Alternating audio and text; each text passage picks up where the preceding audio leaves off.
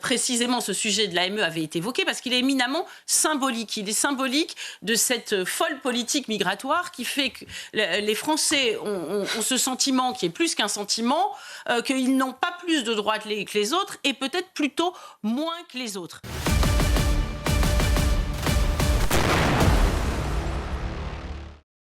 L'aide médicale d'État.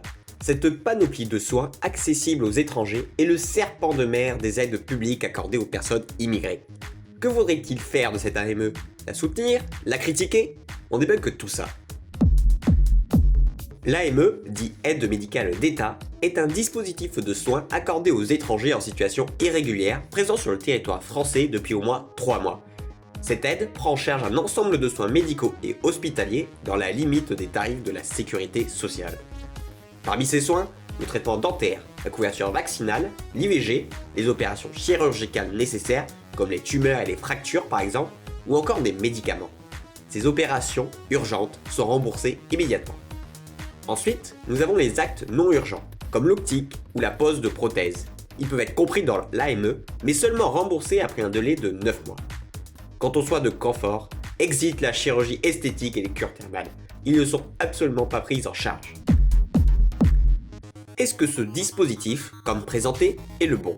Faut-il réformer l'AME, comme demandé, voire la supprimer?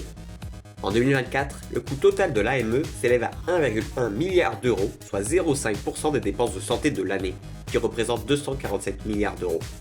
Et d'après une enquête de Médecins du Monde en 2023, il faut savoir que près de la moitié des personnes aptes à bénéficier du programme ne le demandent pas, en raison de la méconnaissance du dispositif et de barrières administratives et parfois langagières.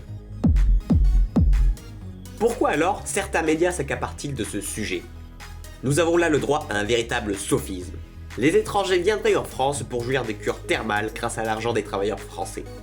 C'était sans compter sur le fait que ce système présente des soins seulement vitaux, des soins qui n'excèdent pas les tarifs basiques de la Sécu.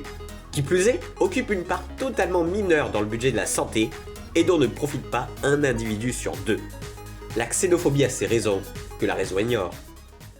Alors c'est difficile de comprendre pour ces Français qui peinent à se soigner que des gens rentrés illégalement sur notre sol vont voir leur couverture sanitaire élargie et bénéficier d'une protection sociale très large.